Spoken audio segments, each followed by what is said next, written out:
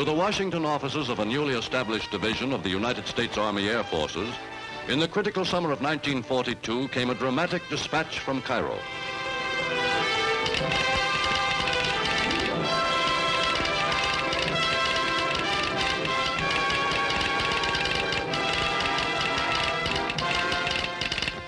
Have 5 C-47s stand by to load special cargo. Prepare to load 4 B-24s with rush cargo for Special Project 302. Cargo for Special Project 302 will be delivered at airport at 1640 EWT. In this historic hurry call for munitions for a fighting ally lay the first severe test of the Army's fledgling Air Transport Command. A call to deliver within 72 hours, by air and by air alone, 25,000 rounds of armor-piercing anti-tank ammunition to General Auchinleck's men in Egypt. On that black day, Hitler's Africa Corps was but 70 miles from Alexandria, key to the Middle East, to Suez, and to India. Rommel believed victory to be within his grasp. But with their ammunition supply replenished and their courage unimpaired, the gunners of the British 8th Army stopped Rommel's army in its tracks and turned the tide of the Desert War.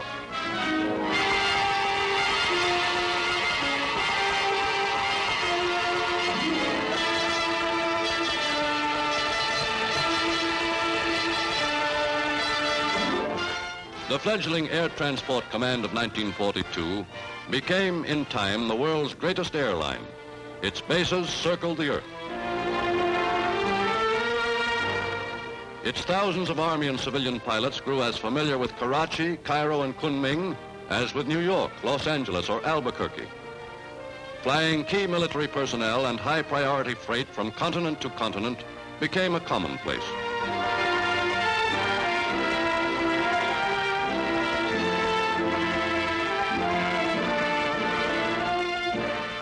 Among the duties ATC took on was the rapid transportation of war supplies, drugs to save the lives of fighting men, thousands of critical items of equipment needed to keep bombers and fighters in action in distant war zones.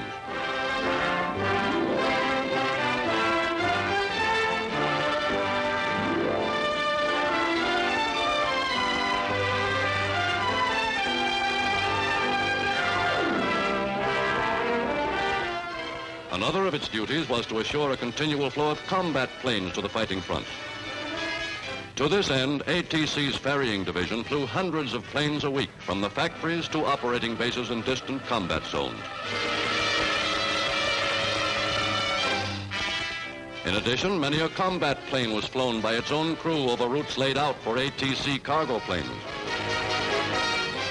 Planes which would have taken months to arrive by sea have been delivered ready for battle in a matter of days or even hours.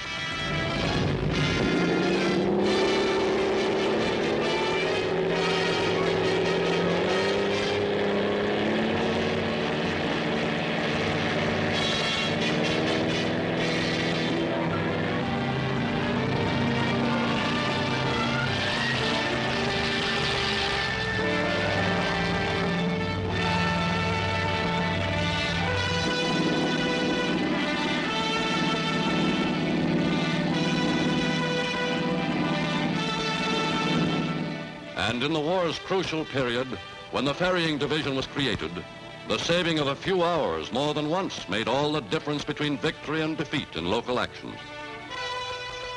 Within quick reach by air ferry were such distant points as Australia or China, where for months Chennault's Flying Tigers stood alone as a token of America's promised aid.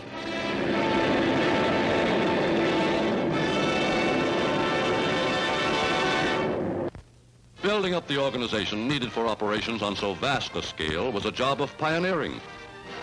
Principles and techniques perfected by civil airlines in their relatively limited fields had to be adapted to the infinitely greater requirements of global flying.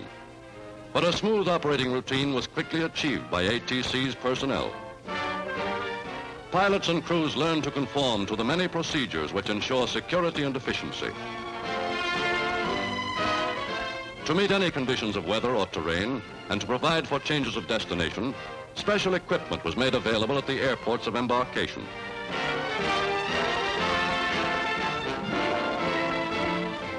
In regular conferences, pilots and navigators were thoroughly briefed on the flight conditions they would encounter on their next hop. Radio operators were informed of any local regulations of radio control, which they must observe.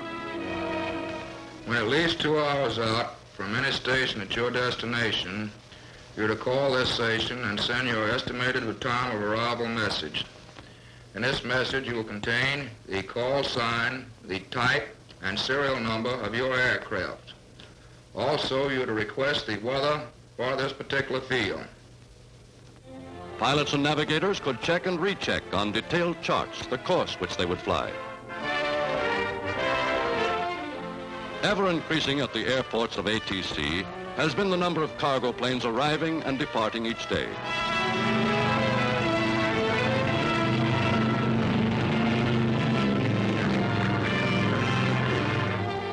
For the monthly tonnage handled by ATC, the exact figures of which have been a closely guarded military secret, reached totals which before World War II would have seemed incredible. On the distant and difficult land fronts of the South Pacific, cargo planes have proved their effectiveness in moving in, on short notice and in ever-increasing quantities, arms and equipment which have figured as decisive factors in the campaign. In island warfare, where surprise attacks have won for the United Nations forces strategic advantages of tremendous importance, the speed of reinforcement, which air supply alone could give, has proved to be a trump card against the Japanese.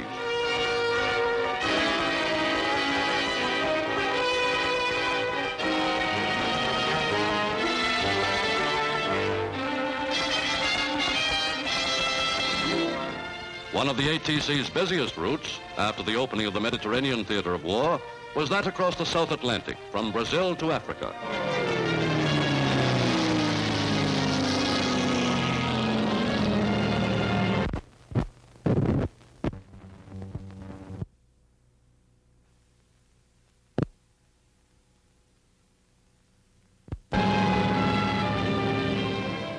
Since 1942, ATC planes have flown supplies across ocean and jungle to deposit them at otherwise inaccessible points far removed from ports or railheads. At villages deep in the heart of Africa, intermediate bases have been set up and equipped as way stations on the African supply route.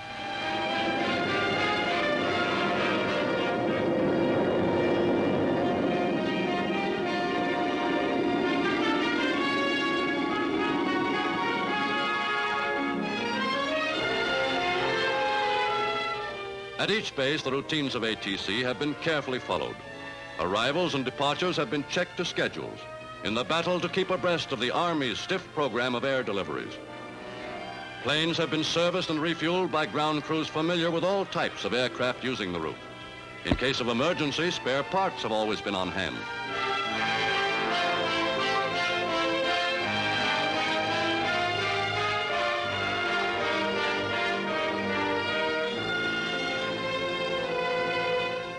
Any information airmen may have picked up en route has been carefully recorded and collated for the benefit of following flights.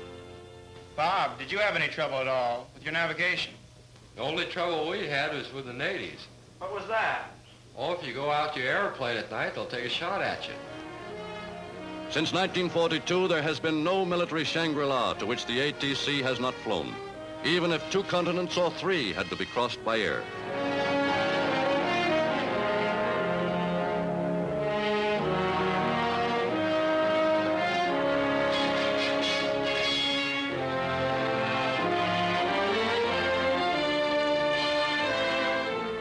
Thus, in the work of America's Air Transport Command, modern technical genius has proved how the airways of war can become airways of peace, how aviation can bring to the remote corners of the world a new conception of the world itself.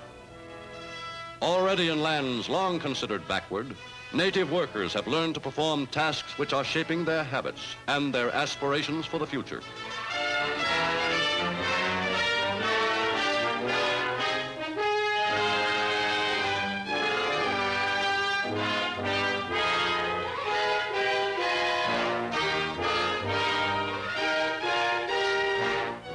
Today, their airport jobs are those of routine maintenance. Tomorrow, they may be technicians and pilots. perhaps partners in the adventurous world to follow victory and peace. Thus, the U.S. public's interest in the world of air has grown and broadened as the scope and accomplishments of wartime aviation have become better known. And with total victory in sight, the miracle of the global airways, which will unite and serve the world of the future, has become, if not a fact, then a promise by no means remote.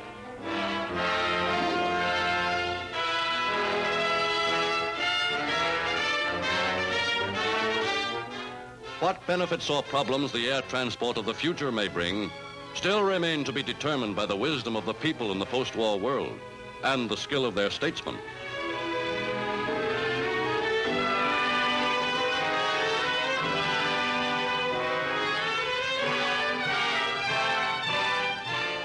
But in the space of a few wartime years, America and her allies have demonstrated beyond doubt that the material and technical problem of establishing and maintaining global airways can be solved, and that no physical obstacle can long remain to block man's inevitable conquest of the world of air.